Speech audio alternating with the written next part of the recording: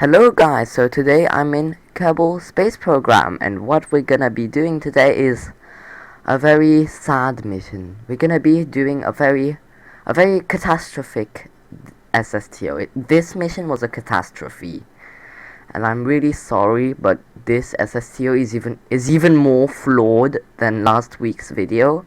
Last week's video, the SSTO was already quite flawed, but this SSTO is even more flawed than that SSTO. This is so sad. But we're doing a Duna SSTO today. A very flawed one. So yeah, this is the Omega SSTO. That's what I named my Mark III SSTOs. I named them the Omega SSTOs. Yeah, it's pretty similar to the Argus class SSTO that Matt Lown does, I think. Yeah, so you guys are gonna have to wait till the end of the video to find out what was the catastrophe. You guys can probably guess, seeing this is a Duna SSTO, and Duna SSTOs are very tricky, especially for the landing, but the reason this SSTO is disastrous, it's not because of the landing, it's something else. I'm really sorry. And so yeah, unfortunately it ended terribly, so we're gonna have to do something to save our Kerbals. But you guys have to wait, because we are nowhere near finished. Now this video, cause this video ended up being disastrous, it ended up being, I think this is the shortest Kerbal Space Program video I've ever made. I think it's 21 minutes. Not that long, and also the time lapse is much shorter. My time lapses are usually about 5 times sped up. This time it's only 4 times, because I wanted to just use my time on this video. So yeah, this very disastrous SSTO is being built. So yep, I don't know what to say anymore. It's got pretty good delta V though. It's actually got way too much delta V. It's got more than enough delta V to do Duna. And if it's got enough delta V to do Duna, then it can probably do Lathe and Elu. And all the other dual moons. Well, it can't do all of them at once. It can't do a dual 5. That's impossible with one SSTO. Like, it's possible to do a dual 5 SSTO, but you will need like separate landers that land and come back, because if you do it a different way, it just doesn't work. And what am I doing here? I guess I forgot to cut out a bit of footage, but whatever. I guess I'm doing something. Whatever, I can just talk about dual 5 SSTOs, but just a dual 5 SSTO like that can do all things in just one aircraft is just impossible. Like, there's just something in Kerbal Space Program that just makes it impossible. Like, yeah. Oh, I think I went eating. Or did I? Okay, there we go, I'm back. So I'm adding air brakes, I'm sorry. Air brakes are very important for Duna SSTOs, because you need a lot of air brakes to slow down in Duna's very tenuous atmosphere, and I also need a lot of parachutes. I'm adding 6 drogue chutes and 4 main chutes, and then I'm adding a big tail fin to keep us nice and straight. Yep. There we go. And we're gonna add some little canards at the top to make it look just a little bit more like aesthetic. They aren't needed because they're so small that they have no substantial impact on the aerodynamics. It just looks cool. And I'm adding a ladder. And what your alphas? Okay, I don't care. There we go. The Omega SSTO is done, and I think I'm gonna do a test flight. Or will I? I think I took out, yeah, now I'm adding the elevons, because I decided to do a test flight, and then I realized there were no elevons, so it basically couldn't take off. It just stayed on the ground. So yep, we need to add elevons. Remember kids, if you're making an SSTO, the SSTO should have elevons, because if it doesn't, then it probably won't take off very easily. This commentary is a disaster. There we go. Okay. And perfect. This is what you came for. You came for this commentary. Oh my god. Everything about this commentary is disastrous. The video itself is disastrous. The video is a misfortune. But this commentary is also terrible. I remember once I started singing in a commentary. Was it the Moho Madness mission? Go check that out whilst you're here. So yeah, that video was like so stupid because I started singing Sweet But Psycho and Take You to Hell, which are my two favorite songs from Ava Max. I love Ava Max. She's probably my favorite like celebrity.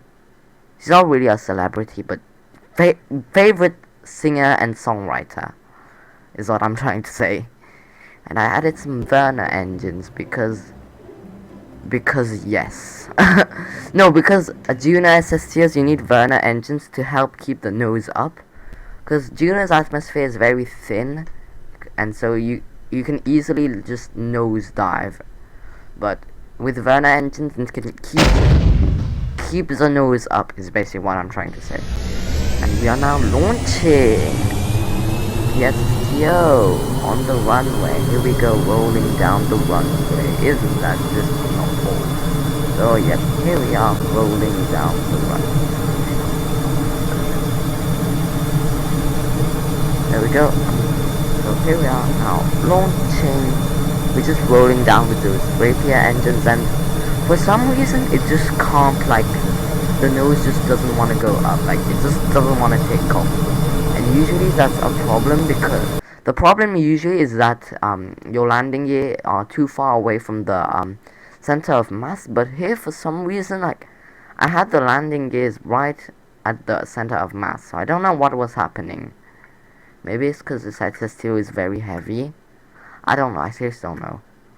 And we've got all of the veterans on board. We've got Zebediah, Bill, Bob, and Valentina. So everybody's on board. Well, when I mean everybody, I mean all of the veterans. And this ascent, I actually did a very good job. I managed to do a very efficient ascent. So yeah, a very efficient ascent. Isn't that just novel?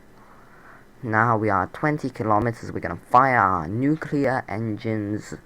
So yep, here go our nuclear engines. There go the rapiers in close cycle.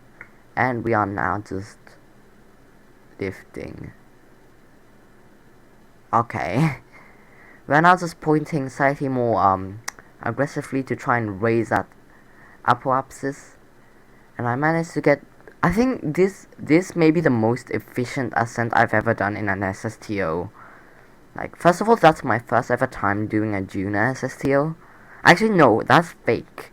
I made a Duna SSTO before, one other, but I couldn't land it. Again, it was just fundamentally flawed, the other SSTO. But there we go. So the SSTO is now rising pretty nicely. So yep, everything's going pretty well. And there we go, we've now pitched up quite aggressively to try and raise that apoapsis. We want to try to aim for 100,000 meters to have a lot of like extra space. So I think I went with 90,000. No, I did go with 100,000. Because again, this SSTO has extremely poor thrust to weight ratio. And as you can see, only 69 meters per second of delta V required for the circularization burn. Isn't that just nice? Please don't think about what I said. I said nothing. Please, I feel like if there are any children watching, they're probably asking like, Mommy, what does 69 mean? Please don't tell your son what 69 means. It's not good. It's not for children. So there we go, and I overshot the burn, but again, whatever. Actually, I overshot by quite a bit. But who even cares? Kerbal Space Program, it's a game of having fun. It's not about always being super accurate And here we are go, the SSTO is in orbit. So let's now, so I think I warped to a Duna transfer window is what I'm trying to say.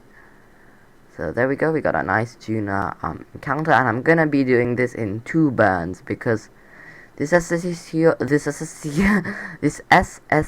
has extremely poor thrust to weight ratio. So we want to try to make sure that basically we want to try to be as efficient as possible, and also because it has such a poor thrust to weight ratio, we want to try to basically not push our apoapsis too low. And also it's more efficient to burn at periapsis more often. Like basically, the more you burn at periapsis, the more efficient you are, because the periapsis is the point where you have the most kinetic energy. When you burn your when you turn your engines on, basically the engines give you kinetic energy, but you also get a little bit of kinetic energy from the fact that you're already going very fast.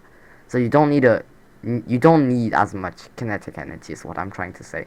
I don't know what I'm trying to say really. Who cares? It's like, okay, what I'm trying to say is like, it's like running on a floor is burning normally, like just burning an engine normally is trying to burn on a static floor, but burning at periapsis is like running on a conveyor belt, is what I'm trying to say. This made no sense. Okay, I'll reword this once again. Okay, burning at periapsis is the same. Oh my god, that was terrible.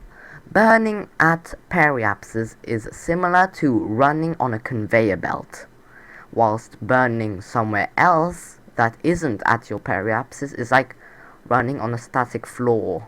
You can do it, you can run on a static floor, but it's more efficient to run on a conveyor belt because it's less tiring because you already have the energy of the conveyor belt. So there we go. It took me it took me ages just to figure out how to word this. I like that analogy. That analogy. I don't know if anyone's ever used that analogy now that I think of it. Is it just me? Did I seriously just invent that? If I invented that analogy, I would be so proud of myself. So here we go again.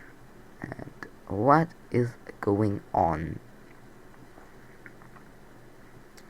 I'm feeling a little bit, I'm having some stomach cramps, probably from last night.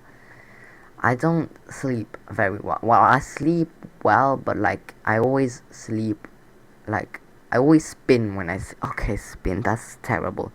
I move a lot when I'm asleep, is what I'm trying to say. And here we are now getting a Duna periapsis to about 25 kilometers, because we want to aero brake.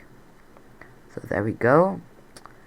And then I realized that we couldn't aero brake. Well, we could aero brake, but we didn't get into an orbit. We couldn't capture into an orbit. So we're gonna have to use a little bit of engine burning at the end. So yeah, unfortunate, isn't it? So there we go, pointing radial out or radial. Why am I pointing radial in? What? I guess. Oh, apparently I'm trying to force my periapsis down to create more aerodynamic drag. And as you can see, we are spinning like a ballerina, I guess. A very claustrophobic ballerina, I guess. And at the end, we're gonna have to do a small, about 200 meters per second burn to get us into just the perfect orbit. And we are still spinning. Why?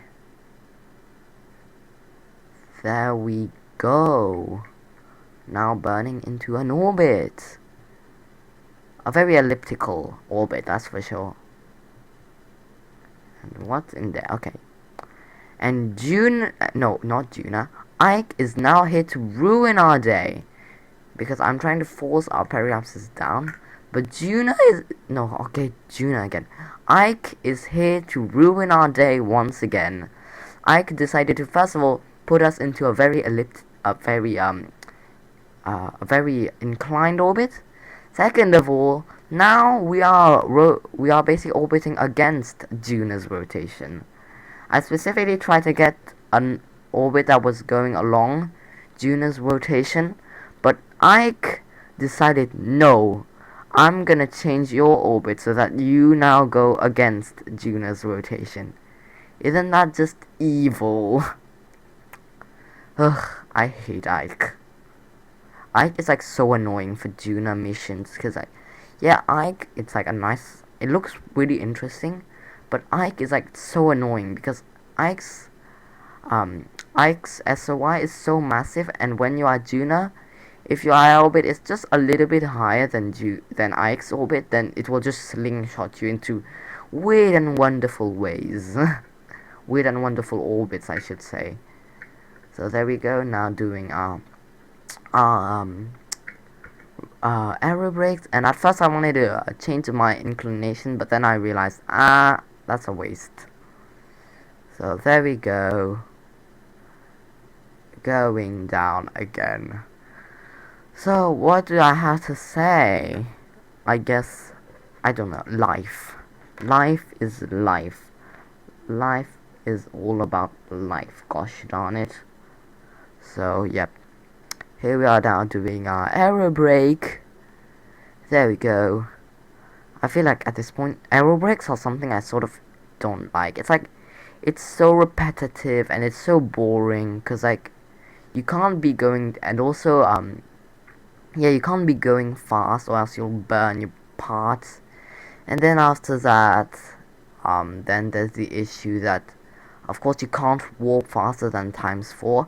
I know better time warp can increase the rate of physics warp, but I don't use it because it always causes like weird cracking glitches.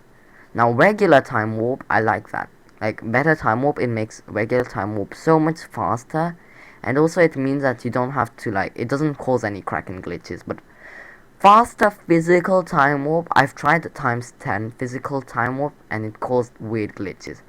And here I am turning up the ambient light because I realized that it was so dark, and I know YouTube makes videos darker, and first of all, if I'm looking at the screen and when I was playing I was like, yeah, that's really dark, so it would definitely be way too dark on YouTube.